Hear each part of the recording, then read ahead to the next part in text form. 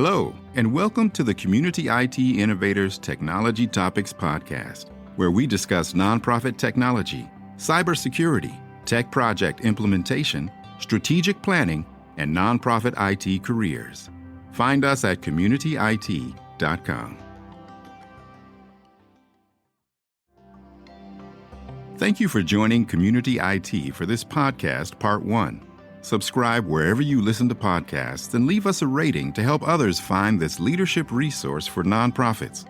Listen for Part 2 in your podcast feed. Welcome, everyone, to this Community IT webinar, Cybersecurity Tabletop Exercise for Nonprofits with Matthew Eshleman, who is going to explain how to carry out a cybersecurity tabletop exercise for your nonprofit and why this type of active testing is so valuable to your security planning. It doesn't have to be expensive. You don't have to hire consultants to do it, although you can if you want to, if you think that would be helpful to your organization to get it done. We include this advice in all of our cybersecurity webinars all the time. So I'm excited today to be able to share some of the how-to advice with you. So my name is Carolyn Woodard. I'm the Outreach Director for Community IT. I'll be the moderator today. I'm very happy to hear from our cybersecurity expert, Matt. But first, I'm going to go over our learning objectives. So by the end of the session today, we hope that you will learn what a tabletop exercise is, learn why regularly doing tabletop exercises is a valuable and inexpensive way to strengthen your nonprofit emergency response plan, walk through a sample tabletop exercise with us, and discuss the lessons learned and next steps for introducing or improving tabletop exercises at your nonprofit. So Matt, would you like to introduce yourself? Yes, thanks for the introduction, Carolyn. I'm really looking forward to this webinar. Today, we talk a lot about various technology solutions in our different webinars and the content that we produce. And so I'm looking forward to today's session and really being able to bring it all together. As Carolyn mentioned, my name is Matt Eshleman. I'm the Chief Technology Officer here at Community IT. And I was reminded by a little calendar pop-up that I actually started as an intern at Community IT 25 years ago in the summer of 2000. So it's pretty exciting to continue to be here and be able to engage with so many great organizations and talk about cybersecurity. Oh my gosh, Matt. Congratulations. All right. Before we begin, if you're not familiar with us, with Community IT, a little bit more about us. We are a 100% employee-owned managed services provider. We provide outsourced IT support, and we work exclusively with nonprofit organizations. Our mission is to help nonprofits accomplish their missions through the effective use of technology. We are big fans of what well-managed IT can do for your nonprofit. We serve nonprofits across the U.S. We've been doing this for 25 years, over 25 years, but we're coming up on our actual 25th year anniversary next year. We are technology experts and are consistently given a MSP 501 recognition for being a top MSP, which is an honor we just received again in 2025. We're checking the current list, but in the past, we have been the only MSP on the list serving nonprofits exclusively. So I want to remind everyone that for these presentations, Community IT is vendor agnostic. We only make recommendations to our clients, and we only do that based on their specific business needs. We never try to get a client into a product because we get an incentive or benefit from that. We do consider ourselves a best of breed IT provider. So it's our job to know the landscape, the tools that are available, reputable, and widely used. And we make recommendations on that basis for our clients based on their business needs, priorities, and budget. And we did get a ton of great questions at registration. So we're going to try and answer as many of them as we can, but anything we can't get to, I'll give Matt to give us some written thoughts, and I'll append those to the transcript. So you can check back after the webinar if we didn't get to your question. And a new thing this month, we just started a community over on Reddit. It's nonprofit IT management. So we're going to answer some questions over there without naming names. And if you have questions and you're on Reddit, you can join us over there. Matt's going to pop on and off for the next couple of days and just answer any questions that come up in there.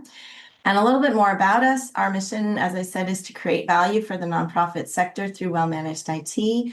We also identify 4 key values as employee owners that define our company: trust, knowledge, service, and balance. We seek always to treat people with respect and fairness, to empower our staff, clients, and sector to understand and use technology effectively, to be helpful with our talents. And we recognize that the health of communities is vital to our well-being and that work is only a part of our lives. So with that, we're going to tell you, we're a little bit curious, how many of you have cyber liability insurance and have had to comply with requirements? So I'm going to go ahead and launch that poll now. And I hope that you can see that. The answers are no, not yet. We don't have cybersecurity yet.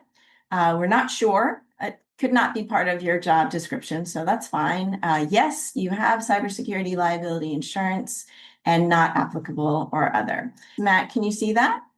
Yes, I can. So the question of, do you have cyber liability insurance for your organization?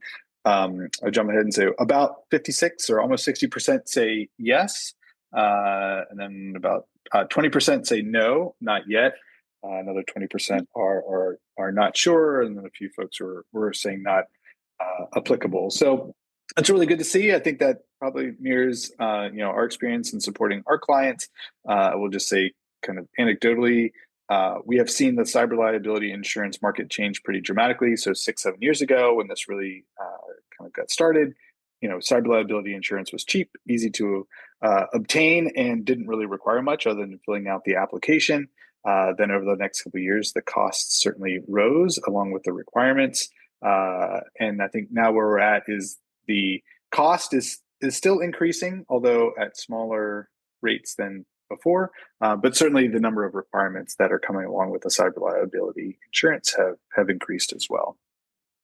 And I just want to mention, we did ask at registration how many people had an incident in the last year, and it was a pretty sizable chunk of people registering. So if you don't have that cybersecurity liability insurance yet, you might want to think about it.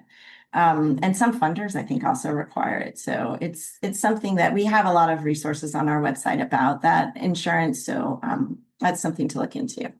All right. And then we have a second poll, which is, have you already done a tabletop exercise? So the answers are no, not yet, not sure, yes, it went great, yes, but it could have gone better, and not applicable or other. Again, we've got some pretty good response, and I don't know if this is going to surprise you, Matt, but I'm going to go ahead and share. Can you see that? Yes. So, yeah, I mean, maybe not surprising, but the vast majority of respondents, so 80% said no, not yet. And then, 12% here had said yes in some form or another, with just 5% saying yes, it went great. So, if you're in that category of yes, it went great, I'd really love to be able to hear what made it go well as we go along. And as Carolyn said, we should have time for questions and some more conversation towards the end of our session today. So that's great. All right. Sounds great. Thank you, everyone, for participating. That really helps us. And now I think, Matt, you're going to talk a little bit more, just kind of the baseline framework grounding on how we look at cybersecurity and where this kind of exercise would fall in this rubric that we use. Yeah, for sure. So this is a graphic that I use quite often just to help think through how we're organizing and aligning around cybersecurity. So things like those foundational concepts such as policy really provide that foundational guidance for the technical solutions that we're building on top. You'll notice, we don't jump straight from policy into technology, but really have that layer of security awareness training as a key element. As most of the attacks that we see in this kind of small to mid-sized nonprofit space that we support are, initiated by people clicking on something that they shouldn't have, or by getting into, tricked into updating payment information, or buying gift cards, or updating information for somebody that's obfuscating their identity.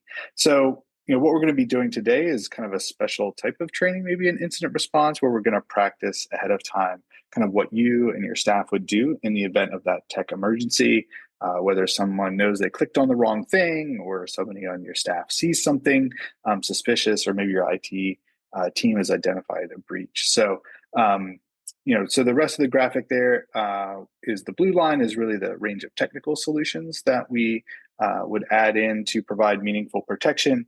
But again, technology in and of itself isn't going to be a perfect solution without that policy and staff training element as well. So, and at the very top, we have this compliance layer, which is,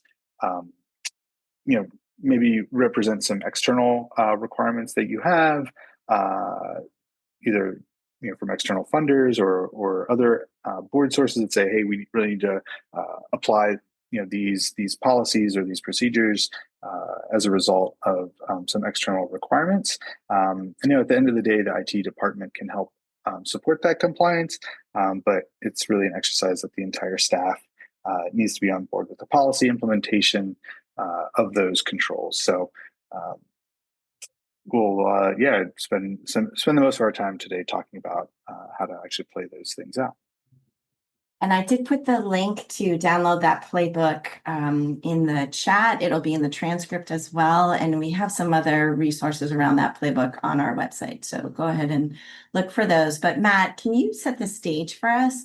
Why are nonprofits hearing about and interested in tabletop exercises at this moment? Mm-hmm. Yeah, so I think it's a great question. It's actually, I'm really excited that we're actually at this point and being able to talk about doing a tabletop exercise. I think, we've been talking about cybersecurity for quite a while. It has tended to be focused on maybe specific technologies or specific solutions or specific policies, right? We talk about an IT acceptable use policy. We talk about the importance of MFA and why it's so critical. We talk about security awareness training. And so we've done a lot talking about why we're doing all of these specific elements. And I think now we're really at a place where a lot of organizations have made significant investments and improvements in their cybersecurity controls. And so with all of these pieces in place, now organizations say, hey, well, we've already done the basics. Maybe we followed, that playbook from you all. We've done all these pieces. Now we need to test it, right? To make sure that the things that we thought were in place and the controls that we think are working are in fact doing the things that we expect them to do. So again, I think organizations have invested a lot over time, and I think it's now working. It's kind of listed on here. If you've got the basics in place, now it's an excellent time to put your plan to the test. Is it in fact doing all the things that you expect it to do? And being able to test it can help identify those gaps and maybe surface some weaknesses in your existing policy or controls, and really help to identify, okay, so what's the next thing that we need to take? So whenever we do have a security incident, we're really ready to respond and do so in an efficient way. And I did put in a link to how to create that incident response plan if you don't have one. And it used to be just for the sprinklers went off in our office and the whole thing got flooded and we had to figure out where our laptops were and all of that sort of thing. And now, a large part of it is, if there's a cybersecurity incident, how would you respond? So Matt, I think you're going to tell us a little bit more about what a tabletop exercise is. Yeah, maybe we should have put this at the beginning of the slide before we asked everybody if they did one. But the way that I'm choosing to define a tabletop exercise, really is a way to practice the implementation of your organization's incident response policy. So the incident response policy defines the different systems that your organization has. It talks about, if something happens, how are we going to respond as an organization? What is the IT department's response? Is there maybe a communications department response? Do we have a legal duty to report things, right? So the incident response plan itself can be pretty detailed. And the tabletop exercise is really an opportunity to test that out and to kind of put it through its paces to make sure that it holds up. It makes sense to do it using some realistic scenarios. I'm sure as soon as I mentioned, testing out your incident response plan. Maybe something horrible, popped into your mind of like, oh my gosh, our website goes down, or, our executive director's account gets compromised, right? Those are all real scenarios that, that happen to organizations just like yours. And so it's a chance to test how would we respond or react in those situations. And does our plan and our procedure actually make sense and give us the level of comfort and control that we really need? And I think the big thing is that the incident or the tabletop exercise itself is not really something that is just done by the IT department in a vacuum. It really should, and in kind of its best ways, be a dedicated exercise that involves everybody who's identified in the incident response document in a room together, either in person or virtually, kind of working together and working through the scenario that's identified. I remember we had someone tell us about the phone tree, like who you're supposed to call next. And unfortunately, their client, when they had the response, everything was frozen.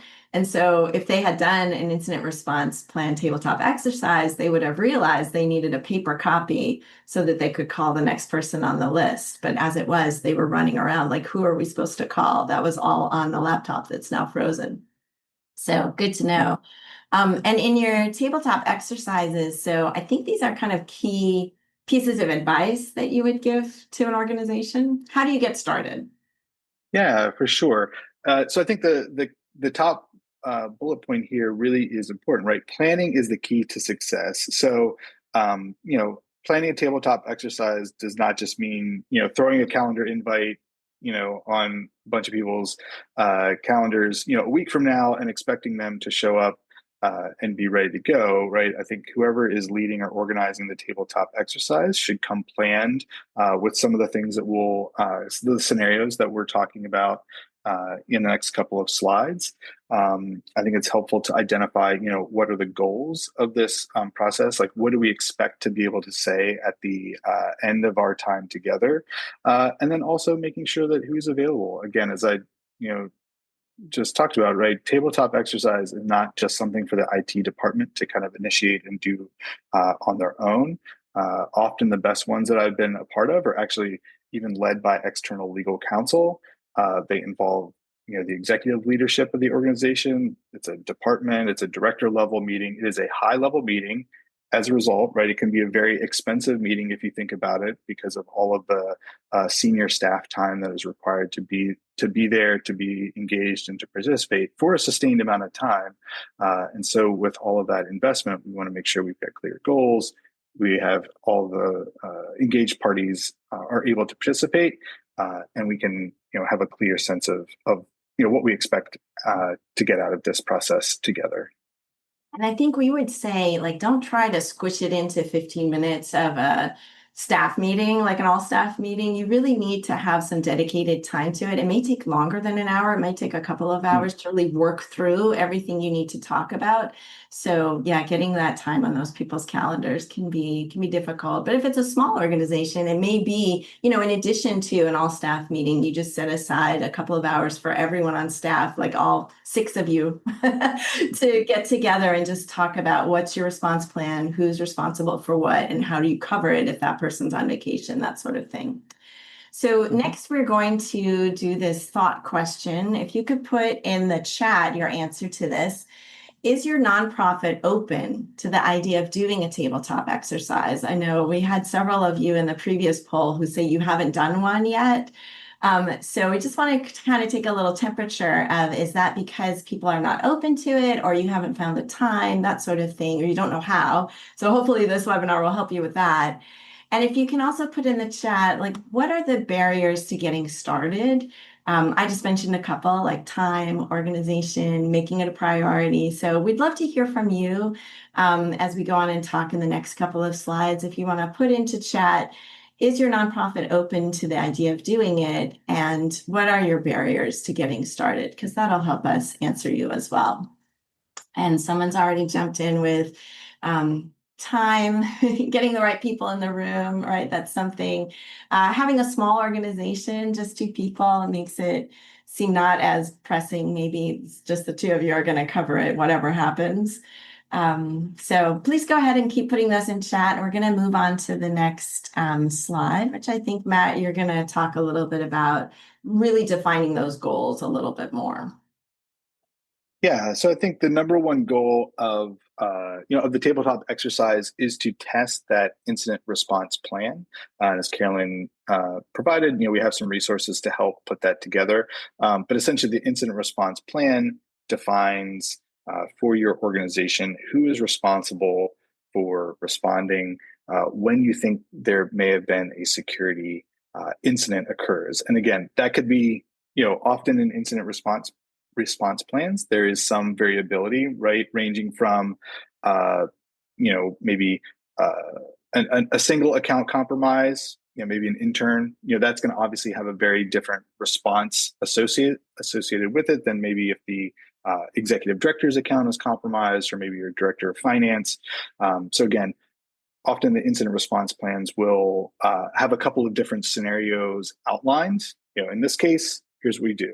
In this case, here's what we do. And so it's a way to test that out.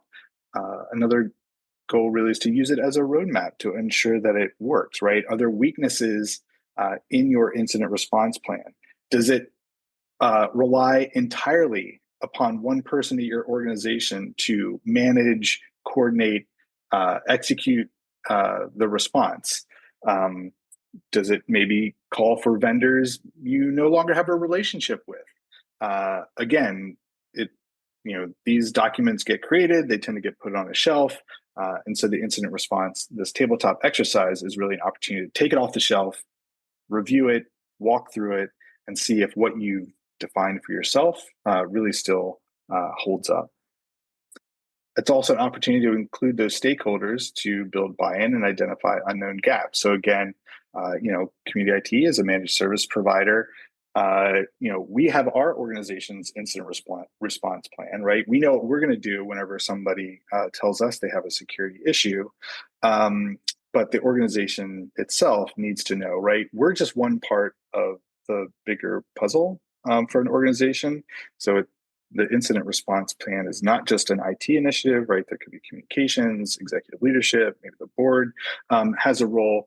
And so everybody who has a role defined should participate as part of the tabletop exercise to make sure that coordination and communication is really available there. So again, I know as an incident response or tabletop exercise we were a part of, again, we had our primary contact, but then in their plan, they had a couple of other people identified as having key roles, but we didn't really have a strong connection with those folks. And so, as kind of an outcome, we got some additional contact information, have additional relationships, so that we can respond appropriately to the people that that have the response roles at our clients.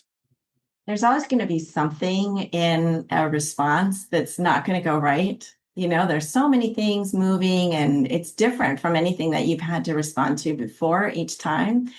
So it's hard to find out in that moment, like, oh, this isn't the right contact person for that organization, or, whatever it is. And I was also just thinking, well, when we were preparing for this, nonprofits usually spend a lot of time on their programs evaluating, like, what went right, what didn't go right, what could we do differently next time. So there's a lot of program evaluation going on, even informally, as we're thinking about our jobs. And so maybe one way to think about this is to take that same mindset, but just apply it to this cybersecurity incident response plan, right? How could you do it better? Testing it, probing it, running through it to see where there's some weaknesses is a good way to look at it. Join us in part 2 of this podcast, where we'll walk through some specific actual scenarios that could be useful at your own nonprofit to run a tabletop exercise. And Matt will discuss some of the best practices and lessons learned from the many times that he runs tabletop exercises with our clients. Thank you for joining Community IT for this podcast, Part 1. Subscribe wherever you listen to podcasts and leave us a rating to help others find this leadership resource for nonprofits. Listen for Part 2 in your podcast feed. Community IT does these free webinars and podcasts for our community, and we love sharing our knowledge and experience. If you have more questions or are having trouble with your IT at your nonprofit, please get in touch with us on our website, www.communityit.com, so we can start a conversation or schedule an assessment. Downloading any of our free resources there will get you signed up for our webinar reminders, and you can attend our next webinar in real time and ask our experts your own questions. If you love podcasts, please subscribe and leave us a rating to help others find this leadership resource for nonprofits.